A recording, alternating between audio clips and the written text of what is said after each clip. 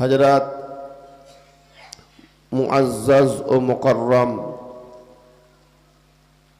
आज़ीज़ान दीनी मोहतरम बुजुर्गान दीने मिल्लत इस्लामिया और सामीन उम्मत नबविया, उपस्थित अनुपस्थित जातीय धर्म वर्ण निर्विशेषे सकल श्रोतामंडली भद्र महोदयगण के आमी आमार अंतरेर अंतःस्थल थेके अभिनंदन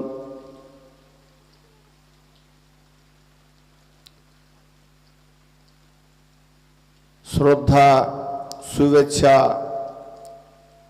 सम्भ्रम भालोबासा एवं स्नेहेर आशीष जानिए से विश्वनियंता परम करुणामय अल्लाह रब्बुल आलमीनेर दरबारे बेशुमार शुक्रिया जानाई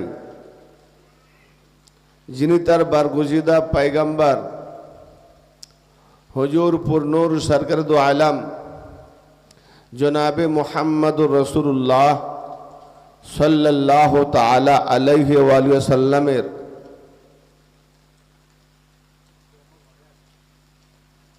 बदौलते जुग जुग धरे पृथिवीर मानुष के पथ प्रदर्शन करावार जन्य हेदायते हादी रूपे आम्बिया और आउलियागण के प्रेरण करे आमादेरके सेई पथेर पथिक बानिয়েছেন। तार मध्य आमरा जारा सेई पथेर पथिक हये चलार चेष्टा करछि এই পথের পথিক মুসলমানদের মধ্যে আবার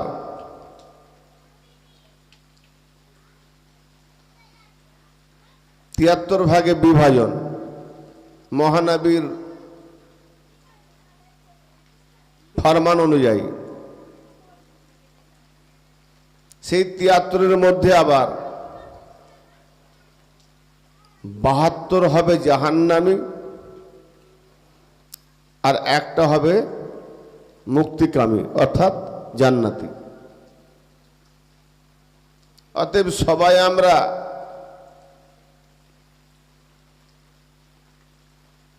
जे इस्लाम दीन इस्लामेर मध्य थाकार जन्य विशेष विशेष करे जेगुलो आमादेर प्रयोजन उसूले दीन सबाई आमरा ईमान राखी आमरा प्रत्येकेई जानी जे आल्लाह पाक दुई नय आल्लाह पाक एक। ৭৩ फिरकारि ईमान आल्लाह के एक जाने वहदाहु ला शरीक तार संगे केउ शरीक करे ना ताके सबाई एक ही जाने एवं सही अल्लाह पाकेर पक्ष होते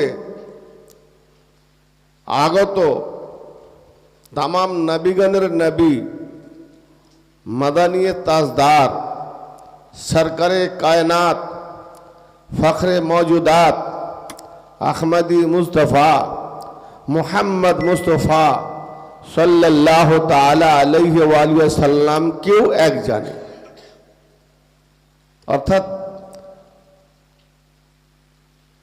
कलमाए तौहीद इस्लामे रिसालत अल्लाह के एक रसूल को एक एवं तार उपरे महानबीर उपरे जे नाजिल करा हयेछे तार नाम हलो आल कुरान कुरान मजिद सेटाकेও জানি আমরা एक ৭৩ ফিরকায় एक বলে মানে এবং कुरान और सुन्नाह मतानुयायी আমরা যাকে কেবলা করেছি সেই কেবলা হলো কাবা, বাইতুল্লাহ, মক্কার মধ্যে, সেটাকেও আমরা এক জানি।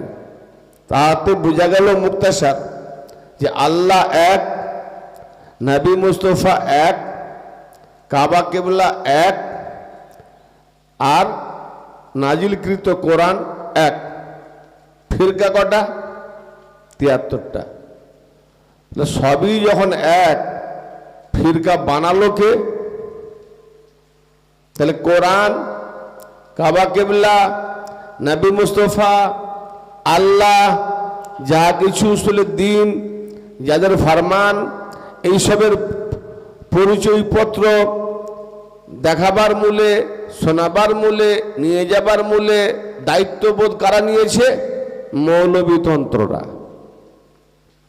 তাহলে এক ইসলামে, এক দিনে, এক কোরআনের মধ্যে, এক আল্লাহর মধ্যে, এক নবীর মধ্যে, এক কাবা কেবলার মধ্যে 73 ফিরকার 72 জাহান্নামী। এই জাহান্নামে নিয়ে যাচ্ছে কে? মোল্লাতন্ত্র।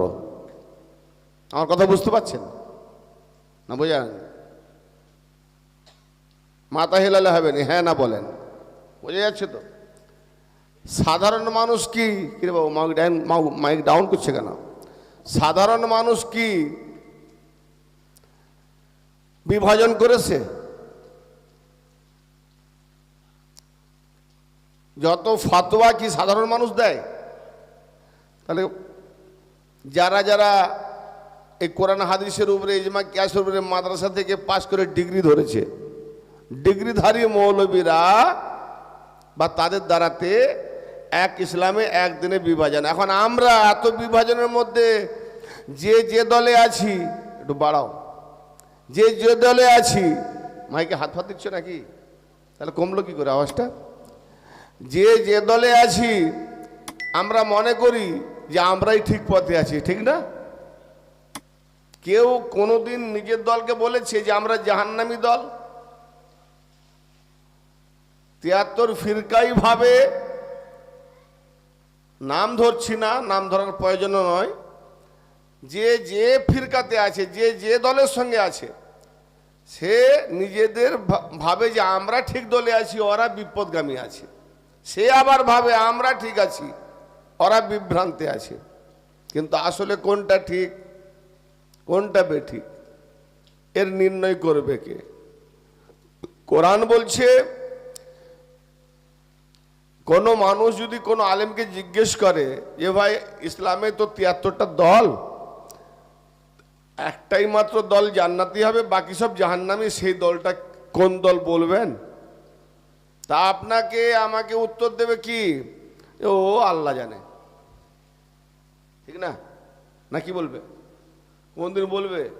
কেউ বলেছে? নিজেকে গর্ব করেও বলেনি যে আমার দলটা ঠিক, এটাও বলতে পারেনি। তাহলে ওটা আল্লাহ জানে, যে ওটা আল্লাহ জানে, কিন্তু নিজের দল ঠিক নেই এটা পারফেক্ট না বলতে পারাতেও তা সত্ত্বেও অপর দলকে আবার ওই মৌলবী ফতোয়া দিচ্ছে ওটা শয়তানের দল, ঠিক না বেঠিক? যদি ওটা আল্লাহ জানে তো তুমিও বলে দাও যে ও দল ঠিক পথে না বেঠিক পথে আল্লাহ জানে না, ও দল কাফের, ও দল শয়তান। বিভ্রান্ত কে করাচ্ছে? তাহলে ইসলামে জবরদস্তি, জোর জুলুম, কাউকে কাফের বানাবার দায়িত্ব ঠিকাই নিয়ে নিছে মৌলবীরা, নাকি? হ্যাঁ? আর দলগত মনোভাব, আমার বাপ দাদা যে দলে আছে ওই দল ঠিক আছে। হ্যাঁ, তুমি নিজে নিজেই বিচার করলে ঠিক আছে। তা তোমার দলকে সে বলছে কাফের, ওর দলকে সে বলছে কাফের। আরে মোমেন্টটাকে, মুসলমান একে অপরে ফাতোয়া দিয়ে কাফের কাফের কাফের, তাহলে মোমেন মুসলমান কে? কেন মোমেন মুসলমান?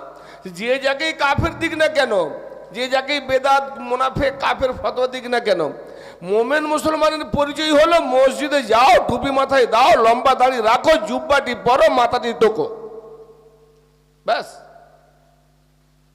এই সাজগোজ, আল্লাহ বলে ওইরকম সাজগোজ। তোমার ওই দেহ দেখবো না, সাজগোজও দেখবো না, দেখবো তোমার অন্তর আর নিয়ত। তাহলে নিয়তের ব্যাপারটাও ভেতরে, অন্তরের ব্যাপারটাও ভেতরে, বাইরে তো কিছু নাই। কেন আমার অন্তরে কি আছে আমি ছাড়া? দ্বিতীয় কেউ জানবে? একমাত্র আল্লাহর আমি কি নিয়ত করলাম, নিয়ত মানে উদ্দেশ্য, তাহলে বাহ্যিকটা আড়ম্বর। তো ব্রাদারে মিল্লাত, আজ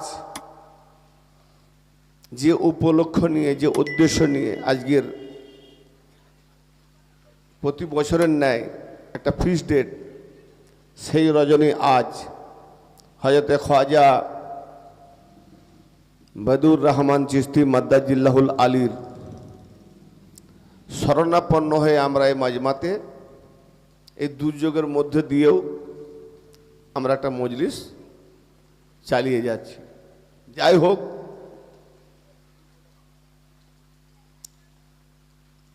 এই মজলিসের মধ্যে আজকে ঈমান ও আকীদা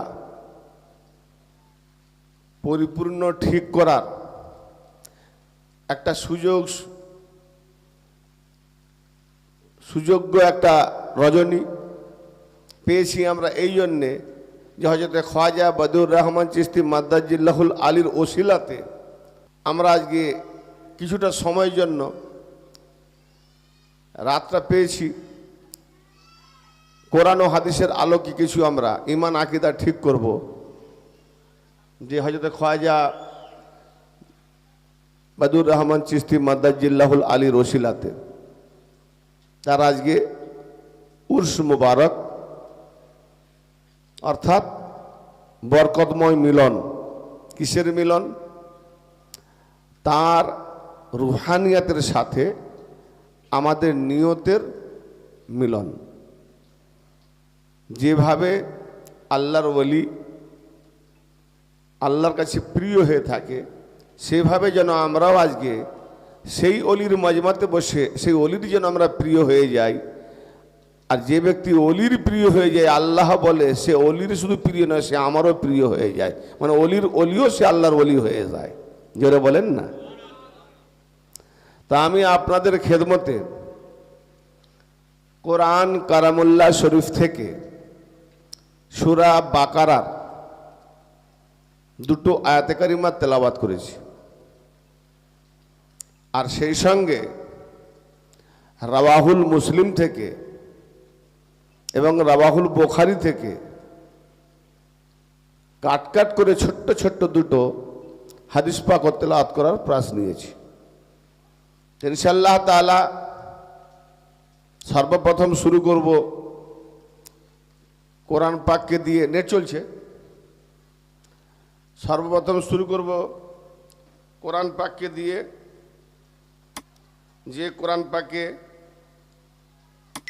আল্লাহ পাক ইরশাদ করছেন, বিসমিল্লাহির রাহমানির রাহিম, ফাজকুরুনি আযকুরকুম ওয়াশকুরু লি ওয়ালা তাকফুরুন। কথা বুঝতে পারলে নারা দেবেন,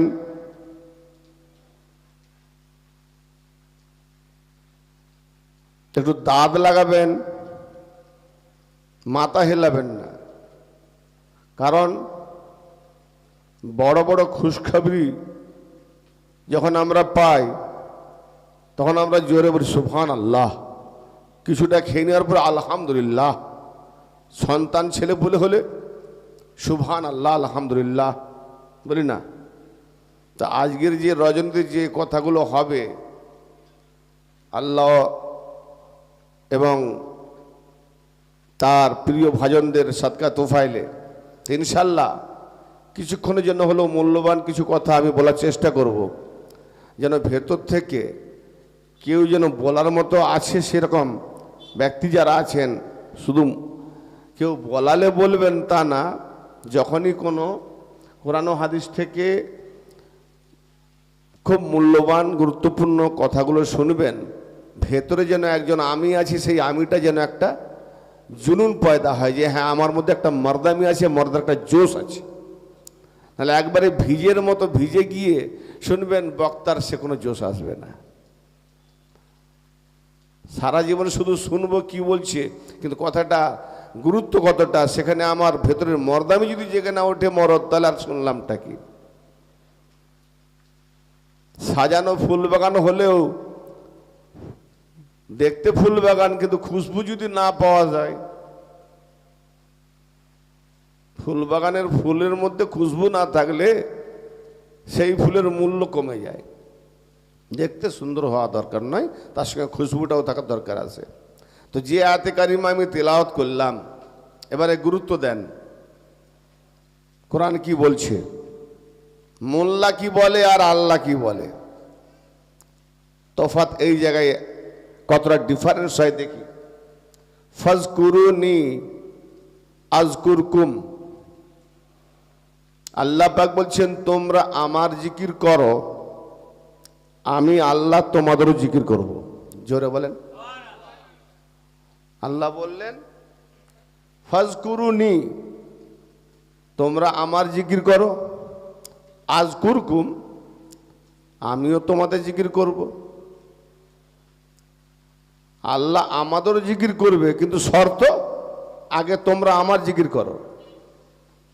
তাহলে শর্ত রেখে দিয়েছে যে তোমরা আমার জিকির করলে তবে আমি আল্লাহ তোমাদের জিকির করব। অশকুরুলি, তোমরা অকৃতজ্ঞ হয়েও না। কেন? তোমাদের অভাব দিইনি। কিসের অভাব আছে? হ্যাঁ, ধন দৌলত কোটি কোটি টাকা থাকবে, ঠ্যাং দুটো আর হাত দুটো নিয়ে নেবে, সব থাকলেও অভাব। বাড়ি গাড়ি দুনিয়া কিছুই নাই, কিন্তু পূর্ণাঙ্গ সুস্থ মানুষ, অভাব আছে। তো সেক্ষেত্রে আমরা যখনই পৃথিবীতে আছি কেউ কিছু ধন দৌলত নিয়ে আসি না। অনেকে বাপের পেয়েও বাপ তাকে দিয়ে যায়, ওয়ারিশ সূত্রের সম্পত্তি, লাস্টে ভিখারি হয়ে যায়। আর অনেকের বাবা ভিখারি, তাকে কিছু দিয়ে যায় না, সে কিন্তু মেহনত করে ধনাত্মশালী হয়ে যায়। তাহলে এটা কি? বলে আল্লাহ তাকদির লিখে দিয়েছে না, তাকদির নিজে বানাতে হয়।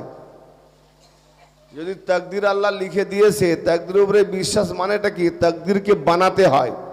যদি আল্লাহ তাকদিরে লিখে দিয়েছে আমি কাফের, কার বাপ পারে মুসলমান বানাতে? যদি আল্লাহ তাকদিরে লিখে দেয় যে আমি হিন্দু হব, কার বাপ পারে মুসলমান বানাতে? যদি আল্লাহ তাকদিরে লিখে দেয় যে আমি মুসলমান বানাবো, কার বাপ পারে ওকে হিন্দু বানাতে? ভুল কথা। এসব মোল্লা বামুনদের চক্রলোভী দোকান সাজানো কথা। আল্লাহ পাক বলছেন বিবেক দিয়েছি, সৃষ্টির সেরা মাখলুকাত করেছি, অতএব বিবেক যখন দিয়েছি, বিবেককে পরিচালনা করে তুমি তোমার নিজের তাকদীর বানাও। যেমন তোমাকে ঈমান বানাতে হবে, আকীদা বানাতে হবে, তো তাকদীর বানাতে হবে, ভাগ্য বানাতে হবে, সব কিছু ওর উপরে ডিমান্ড করছে, বিবেকের উপরে। কারণ বিবেক হচ্ছে রাখার জায়গা। যার বিবেক নাই সে রাখতে পারে না। অনেক বড় বড় ডিগ্রি আছে, শিক্ষিত, কিন্তু বিবেক নাই, তাই শিক্ষিতের গাধা বলে। কিন্তু অনেক বড় বড় গণ্ড মূর্খ আছে, কত শিক্ষিতকে নৌকরগিরি করাচ্ছে, ঠিক না বেঠিক? বিরাট বড় বড় মূর্খ, কিন্তু বড় বড় ফ্যাক্টরি করে, কারখানা করে কি করছে? সে লেখাপড়া জানে না, ফ্যাক্টরি করে, কারখানা করে, বাবু আস্তে আস্তে, ফ্যাক্টরি করে, কারখানা করে বড় বড় শিক্ষিতদেরকে ম্যানেজারি করে পোস্টে রেখে কাজকাম করাচ্ছে, ঠিক না বেঠিক? তাহলে এখানে কি বিবেকের দরকার আছে? বিবেক যার নাই, সে যতই বড় লেখাপড়া করুক, যাই কিছু শিখুক না কেন, অন্ধ থেকে যাবে। সব থেকে বড় জিনিস হচ্ছে বিবেক। একটা ছোট্ট কথা বলে দিই, আমাদের আদি পিতা ড্যাডি যান হযরত আদম শফিউল্লাহ আলাইহিস সালামকে দুটো জিনিস দেওয়া হয়েছিল, জ্ঞান, বিবেক, ইলম, আকল, অর্থাৎ জ্ঞান বিবেক। দেওয়ার পরে বলছে দুটো দিলাম, কিন্তু তুমি নেবে একটা। দুটো দিয়েছি, নেবে একটা, তোমার যেটা পছন্দ হয় নিয়ে নাও। তো আদম শফিউল্লাহ আলাইহিস সালাম জ্ঞানটাকে নিলেন না। আমরা তো কোনো কোনো মৌলানা মৌলবী ফটাং করে বলেন না মূর্খদের কাছে, যারা একটু জানে না, এই তুমি কি মাদ্রাসায় পড়েছ? তুমি কোনো এলেম শিক্ষা করেছ? তোমার কোনো ডিগ্রি আছে? সেই মৌলবীদের আমি বলতে চাই, তুমি তো বোধহয় আদমের জামানা থাকলে তুমি তোমার বাপ আর ড্যাডি যান আদমকে শিখে ছাড়তে নাকি? জিজ্ঞেস করো। আজকে আমরা বাচ্চাদের, ছেলেদের বা শিক্ষা দীক্ষা করাবার জন্য আমরা কি শিখাই না, জ্ঞান শিক্ষা করতে পাঠাই স্কুলে, কলেজ, ইউনিভার্সিটিতে, মাদ্রাসায়, তাই না? সেটা আলাদা জায়গা। এখানে জ্ঞান শিক্ষার জায়গা না, এখানে বিবেক শিক্ষার জায়গা। আদম শফিউল্লাহকে দুটো দেওয়ার পরে বলছি এর মধ্যে একটা বেছে নাও। আদম শফিউল্লাহ সব তাম বিশ্বের মানুষের আদি পিতা। অ্যাডম বলো, মনু বলো, ভোলে বাবা বলো, আর আদম বলো, যেই বলো, যে নামেই জানো। তিনি কি করলেন? বিবেকটা উঠিয়ে নিলেন। তো জিজ্ঞেস করা হলো ইলম আর আকল, অর্থাৎ জ্ঞান এবং বিবেক দুটো দিলাম, তুমি জ্ঞানটা না নিয়ে বিবেকটা উঠালে নিলে কেন? উত্তরে আদম শফিউল্লাহ বলছেন যে আমি নিজে স্বচক্ষে দেখলাম আমাদের যিনি ফেরেশতাদের মাস্টার, টিচার, প্রফেসর, ডিগ্রিধারী, এমনকি আল্লাহ পাকের আরেফ বান্দা, সব ফেরেশতাদের ওস্তাদ, সবচেয়ে বড় মুআল্লিম উস্তাদ মৌলবী, তিনি অত বড় আলেম, যে আলেম ফেরেশতাদের শিক্ষা দিত, সে আদমকে চিনতে পারলো না। যদি তার বিবেক থাকতো তাহলে সে চিনতে পারতো। তাই সে আল্লাহর হুকুম অমান্য করেছে, কারণ আল্লাহ হুকুম করেছে আদমকে সেজদা করো, কিন্তু একবার ঘুরিয়ে জিজ্ঞেস করলো না যে আল্লাহ তুমি আদমকে সেজদা করতে বললে, কিন্তু তুমি আছো কোথায়? আদমের পেছনে না আগে, না ডাইনে, না বাঁয়ে? যদি জিজ্ঞেস করতো তাহলে আদম এই আজাজিল শয়তান হতো না। বিবেক নাই, ইলম আছে, জ্ঞান নাই, এই জ্ঞান আছে, বিবেক নাই, তো সেই জন্য তার বিবেক না থাকার জন্য শয়তান হলো। তা আমি দেখলাম যে জ্ঞান এমনিতেই যখন আল্লাহ দেবে, জ্ঞানটা রাখবো কোথায়? তা রাখতে হলে একদিকে গোবর, একদিকে পেচ্ছাপ, পুরো শরীরের রক্ত মাংস, কিন্তু যখন মা বোনেরা দহন করে সাদা দুধ বেরিয়ে আসে, ঠিক না? সেই দুধের মধ্যে না পাই গোবর, না পাই পেচ্ছাপ, তাহলে ওর মধ্যে পুরো ফিল্টার হয়ে, ওখানে আল্লাহ কেমন ফিল্টার মেশিন তৈরি করেছে, পুরো ফিল্টার হয়ে বেরিয়ে আসে। ওই রকম বিবেক যার আছে, বিভিন্ন কিতাব, বিভিন্ন দর্শন, বিভিন্ন ফিলোসফি, বিভিন্ন মান্তিক, বিভিন্ন লজিক, বিভিন্ন রকমের শিক্ষা লাভ করবে, কিন্তু বিবেক দ্বারাতে সে ঠিক করে নেবে কোনটা ঠিক আর কোনটা বেঠিক। তা আমি এই জন্য বিবেক নিলাম যে আল্লাহ পাক যখন যে এলেমটা দেবে, সেই এলেমটা বিবেকের মধ্যে দিয়ে পরিচালনা করে কোনটা ঠিক আর বেঠিক, সেই জন্য আমি বিবেকটা নিলাম পরিচালনা করার জন্য। যেটা বলেন সুবহানাল্লাহ। এখানে দরকার বিবেক, আর এটা বিবেকের শিক্ষার জায়গা। আল্লাহ বলছেন ফাজকুরুনি, তোমরা আমার জিকির করো, আজকুরকুম, আমিও তোমাদের জিকির করব। আশকুরুলি, অকৃতজ্ঞ হয়েও না, কেন যা দিয়েছি অঢেল নিয়ামত। নামাজ পড়ে কে? মানুষ, দেহকে নিয়ে। আকিমুসসালাত ওয়া আতুজ যাকাত, জাকাত দেয় কে? আচ্ছা, একটা কথা সাধারণ বোঝেন, আমরা কোরআন থেকে, হাদিস থেকে কি পাচ্ছি? আকিমুসসালাত ওয়া আতুজ যাকাত, সর্বপ্রথম তাওহীদ, তারপরে নামাজ, তারপরে যাকাত। কি আমার কথা বুঝতে পারছেন? তাহলে তাওহীদ, নামাজ, যাকাত, তারপরে আসছে রোজা, তারপরে আসছে হজ। আর মৌলভী সাহেবদের মুখ থেকে কি শুনছি? কলেমা, নামাজ, রোজা, হজ, জাকাত। কোরআনে জাকাত 3 নম্বরে। মৌলভী সাহেবদের কোরআনে, মানে তারা যে নিজেরা বানিয়েছে, তাদের জাকাত 5 নম্বরে, মানে শেষে, ঠিক না? তার মানে দেখা গেল যে কোরআনের মোতাবেক জাকাত 3 নম্বরে যদি রাখি, যেমন তোমাকে 5 ওয়াক্ত নামাজ পড়তে হবে, তো 5 বার তোমাকে জাকাতও দিতে হবে। এই হিসাবটা কে দেখাবে? এটা তো আমাদের মাথায় নেই। থাকবে কেন? কোরআন তো পড়েছো বাম্মার নামে বক্সাবার জন্য, বিবেক তো নেই। তো জাকাত কার দেবে? তারই দেবে যে দেহকে নিয়ে তুমি নামাজ পড়ছো, সেই দেহেরই জাকাত দেবে। সেই জাকাতটা কেমন? তো নামাজ যেদিন জেনে যাবে জাকাতও সেদিন জেনে যাবে। যে জাকাত দিতে জানে না সে নামাজ পড়তে জানে না, তাহলে করছে কি দেখাওয়া। সার্কাসে অনেক পোশাক পরে। এখন একটা কথা বলি, আমরা পৃথিবীতে প্রায় অনেকেই দেখে থাকি নিজেরা না ব্যবহার করলেও বানর বানর, কথা বুঝতে পারছেন আমার? বানরকে একটা লেটার, কারণ যারা পালপোষ করে তারা একটা প্র্যাকটিস করে রেখেছে, বানরকে একটা লেটার ধরিয়ে দেবেন, এটাও সবজি মন্ডি পেয়ে দিবে, এটা মাছ বাজারে, এটা মুদি দোকানে। এ বানর ঠিক তিনটেকে সাইজ করে একটা সবজি বাজারে গিয়ে ব্যাগ ভর্তি করে নিল, সাইকেল নিয়ে গেছে না, নিয়ে হ্যান্ডেল করে দিল। বানর চলাফেরা মানুষের মতো প্রায়, অভ্যাস করাতে হয়। এই লেটারটা কি করলো, মায়ের দোকানে দিয়ে মাছ দিল, আর একটা লেটার নিয়ে মুদি দোকানে দিল, মুদি দিয়ে দিল। এখন ওই মুনি যখন বানর ফিরে এলো তাকে বলা হলো তুই তো সব কাজ করলি, আর একটা কাজ করে দিবি? বলে কি? তার ভাষায় বলছে, তার একটা লেটার দিয়ে বলছে এটা পড়ে শোনা। তিনটে লেটারে কাজ করেছিস, আর একটা লেটারে কাজ কর, এই লেটারটা পড়ে একটু শোনা। ভাই আমার কথা বুঝতে পারছেন? বানর কি করবে? ঠিক না? ছিঁড়েই ফেলবে, টুকরো করে ফেলবে, ঠিক না বেঠিক? হ্যাঁ, তো ইসলামে মুসলিমদের মধ্যে এরকম অনেক গুরু পীর আছে। বুখারী পড়ে দেখুন, হাদিস পড়ে দেখুন, নবীর বেটির লেটারকে কে ফেলেছিল? সেই বানর বাহিনী মুসলমানদের নসিহত দিলে শুনবে? আকলমন্দ কো কাফি ফাকাতে কে ইশারা। হ্যাঁ, দলিল খুঁজছো, তুমি যে এই কথা বলছো দলিল দাও, দলিল দাও। কই লিখিত দলিল আছে? আরে তুমি দলিল মানবে?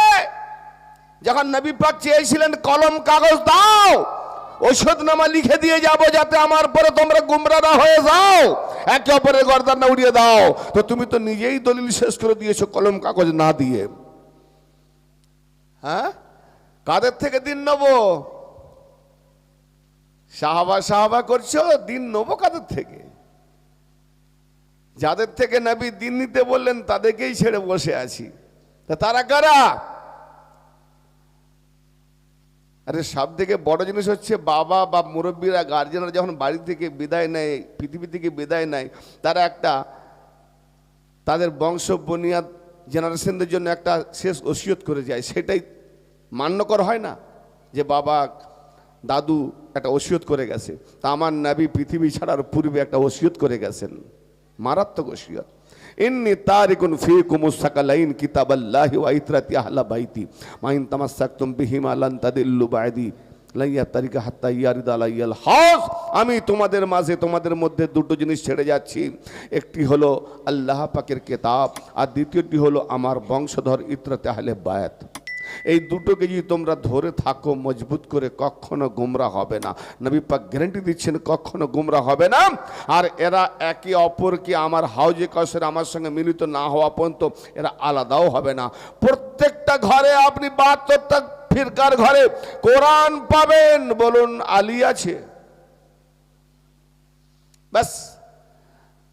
জান্নাতি কারা, জাহান্নামী কারা, বলো আল্লাহ জানে। কোরআন বলছে ফাসালু আহলা যিকর ইন কুনতুম লা তা'লামুন। আল্লাহ জানে। আল্লাহ বলছে আরে আমি যেটা জানি তোমাদেরকে জানাবার জন্য কোরআন নাজিল করেছি। যা কিছু খুঁজবে কোরআনে পাবে। তাহলে তুমি অন্ধ মওলা মোল্লা হয়েছো, কোরআনে খুঁজে পাও না?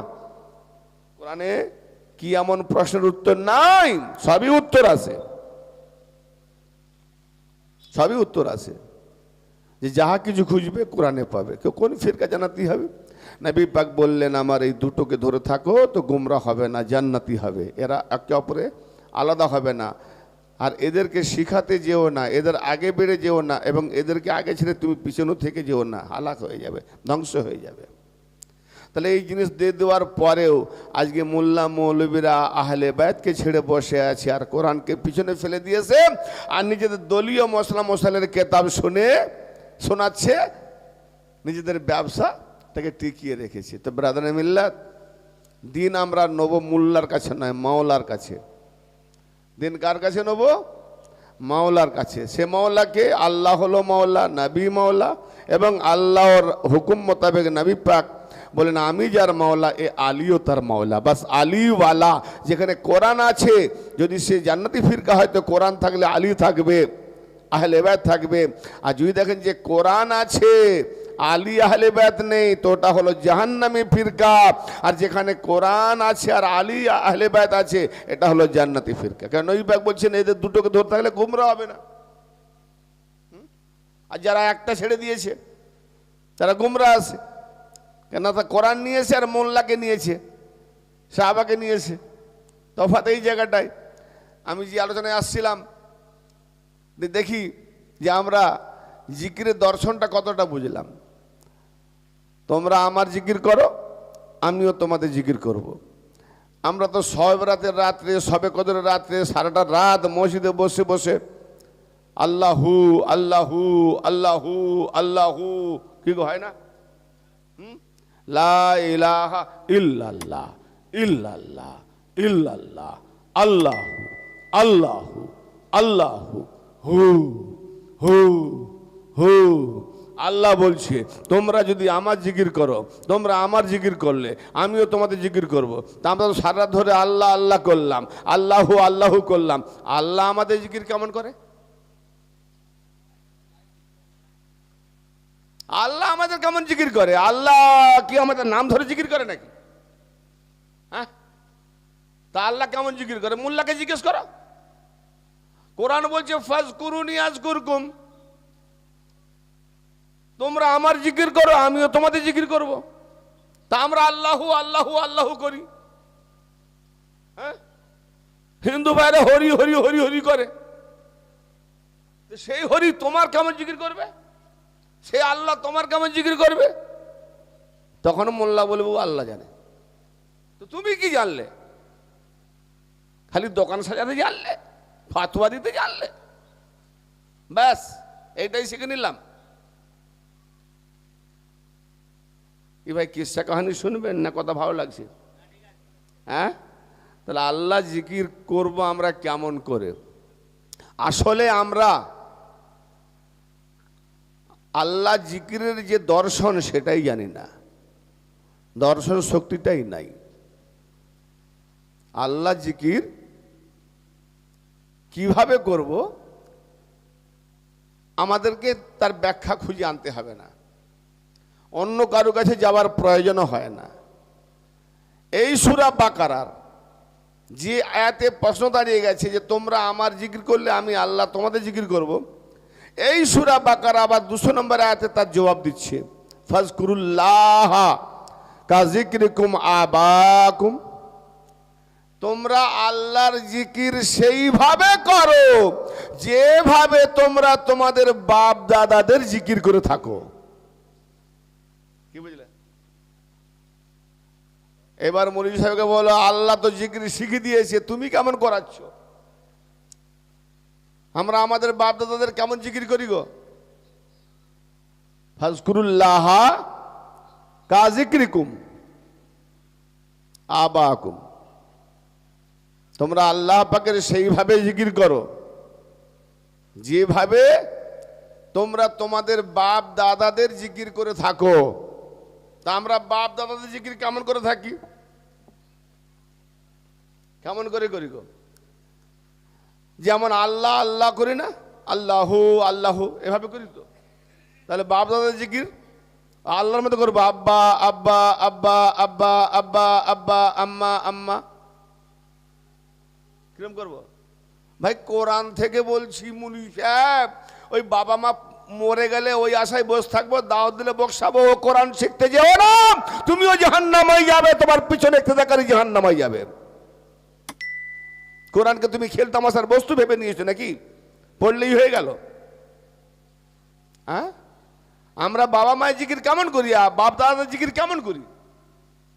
এতে একটা পরিষ্কার প্রমাণ হলো যে যারা বলে আল্লাহর জিকির ছাড়া গায়রুল্লাহর জিকির করা শিরক, গায়রুল্লাহর জিকির করা ইবাদত করা শিরক বেদাত, তাহলে এ মোল্লা কোরআন থেকে কতটা অন্ধ বোঝা গেল। আল্লাহ বলছেন যে আমার জিকির সেইভাবে করো যেভাবে তোমাদের বাপ দাদাদের জিকির করো। আল্লাহ তো বলতে পারতেন আল্লাহ পাকের জিকির আল্লাহ চাইছেন তার বাপ দাদাদের জিকিরের মতো। জোরে বলেন সুবহানাল্লাহ। তার বাপ দাদাদের জিকির, ভাই আমরা বাপ দাদাদের জিকির কেমন করে করি? জিকির মানে কি? জিকির মানে আলোচনা, জিকির মানে স্মরণ, জি জিকির মানে নসিহত, উপদেশ। তাহলে জিকির কিভাবে করব? আমরা আমাদের বাপ দাদা জিকির কেমন করি? দোকানে বসে বলি না, তুই আমার আব্বার সম্পর্কে বলছিস, তোর আব্বার মতো নয়, আমার আব্বা বড় বাহাদুর ছিল। তোর আব্বা যেমন শত্রুকে দেখলে, বাহাদুরকে দেখলে ভয়ে পালাতো, বুজদিল ছিল, আমার আব্বা বাহাদুর ছিল, বুজদিল ছিল না, ময়দান ছেড়ে পালাতো না। আমার আব্বা আল্লাহর ওয়ালি ছিল, আমার আব্বা পীর মুর্শিদ ছিলেন, আমার আব্বা বড় দাতা ছিলেন, আমার দাদা অমুক ছিলেন। আমরা করি না জিকির? হ্যাঁ না কথা, হ্যাঁ না কিছু না, বুঝতে পারছেন না? হ্যাঁ, তাহলে এইভাবে তো আমরা জিকির করি। তাহলে আল্লাহ বলতে চাইছেন কি, যে আমার ফজিলত ঠিক তোমাদের বাপ দাদা যেমন ফজিলত, তার মানে বাপ দাদাদের ফজিলতের জিকির করতে বলছে, বাপ দাদাদের সুনামের জিকির করতে বলছে, বাপ দাদাদের বাহাদুরি জিকির করতে বলছে, বাপ দাদাদের ভালো দিকটা জিকির করতে বলছে। না আমি এভাবে জিকির করব, আমার বাপ বড় কৃপণ ছিল, আমার বাপ বড় মায়ের সঙ্গে ঝগড়া করত, হ্যাঁ আমার বাপ বড় বুজদিল ছিল, যেখানে মারপিট হলো ভয় পালাতো। এভাবে করবে? নেশাখোরের মতো পাঁচের বাপ মাকে গালি দেবে কিন্তু নিজের বাপ মাকে দেবে না, ভালো স্মরণ রাখে, ঠিক না?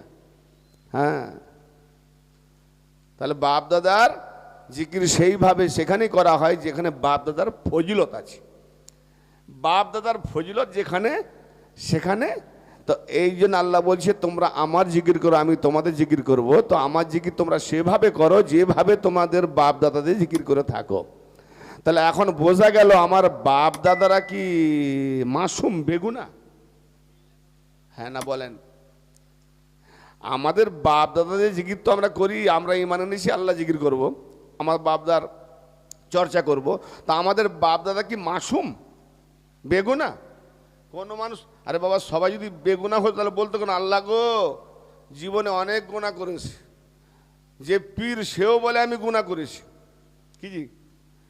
তাহলে পীররাও পর্যন্ত বলেনি আমি বেগুনা, হ্যাঁ অলিরাও বলেনি আমি বেগুনা, কি? তাহলে আমাদের বাপ দাদা তো আরো গুনায় ভর্তি। তা আমাদের বাপ দাদা যখন অত বড় গুনাহগার, মাসুম নয়, বেগুনা নয়, তাদের জিকির করা কোরআন পাকে ইবাদত করে দেওয়া হয়েছে, তাদের জিকির করাটাও ইবাদত, নাহলে কোরআনে আসতো না। কোরআনে আসছে মানে তাদের জিকির করাও ইবাদত। এইবার বলেন বাপ দাদা গুনাহগার হলেও তাদের যেমন জিকির করো সেভাবে আমারও জিকির করো আল্লাহ বললেন। তাহলে বাপ দাদার থেকে বড় উন্নত মানের যেনারা ওলি হন তাদের জিকির করে না, কি জি? তা আজকে যার জিকির হচ্ছে, জায়েজ মানে ওয়াজিব, ইয়ানি আল্লাহ পাক বলছেন আমার বন্ধুদের জিকির করাটাই হলো আল্লাহর জিকির করা। জোরে বলেন, আল্লাহর ওয়ালিদের জিকির করা, আল্লাহর নবীদের জিকির করা, আল্লাহর প্রিয় ভাজনদের আলোচনা করা। আর আল্লাহর তুমি কি জিকির করবে?